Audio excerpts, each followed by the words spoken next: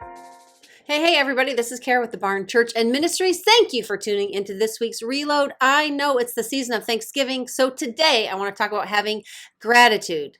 Psalm 118:24 said, "This is the day the Lord has made. Let us rejoice and be glad in it." Trust me, I know everyone has heard that verse, but are we all applying it to our lives? Are we all truly thankful for everything we have, even though none of us have everything that we want? See, gratitude is the key to happiness. If you want to be happier, count your blessings more often.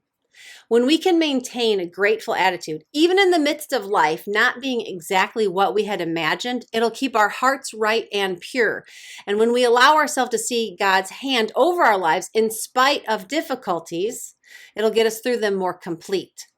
We've never been promised an easy life, and we've never been promised that everything will go our way all the time. In fact, life will rarely go the way you want. But in all that, if we can cultivate gratefulness, our joy will last, our hearts will have peace, and our confidence in Jesus will increase. All of that equals happiness. First Thessalonians, which I'm struggling to say today, says, "Give thanks in all circumstances, for this is the will of God in Christ Jesus for you." Trust me, I know when you're fighting with your spouse, it is hard to be grateful.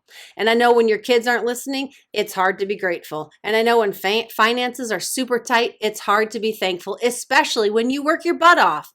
And I know all the trials and the struggles you go through make it hard to be grateful. But I also know and will remind you that you don't have to climb up on a cross to save a lost people. You don't have to be crucified, but you do have to crucify your fleshly desire to make life all about you. And that is really where ungratefulness creeps in. It's when we focus on ourselves and what everyone else is not doing for us, or all the things that aren't what we want, and so on, that we become ungrateful. And long-term ungratefulness can lead to depression. So, how do you develop gratefulness in your life? Count your blessings is number one. Count your blessings. You have good things in your life.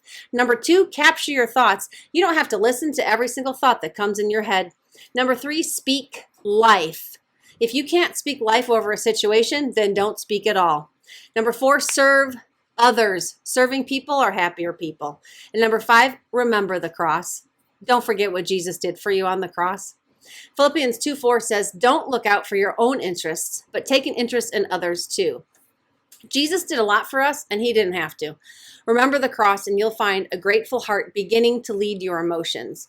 And if you want to have more positive emotions and feelings, develop gratitude in your life, and you'll find yourself lighter and more at peace than ever before. So that's what I have for today, just in time for Thanksgiving. So you can find out more about us on the website at thebarn.church or all the social media platforms at The Barn Ministries. And just to give you all a heads up, God is shifting some priorities in my life, and we've been really praying about how often we're going to keep doing Reload and just to make it consistent and sustainable. So we're going to be moving to twice a month now and adding some content. So they'll go a little bit longer with some increased content, but they'll be less often. And we're just excited about what the Lord is doing here at the barn and in our lives, and we can't wait to see what he has in store for 2023. We'll see you next time.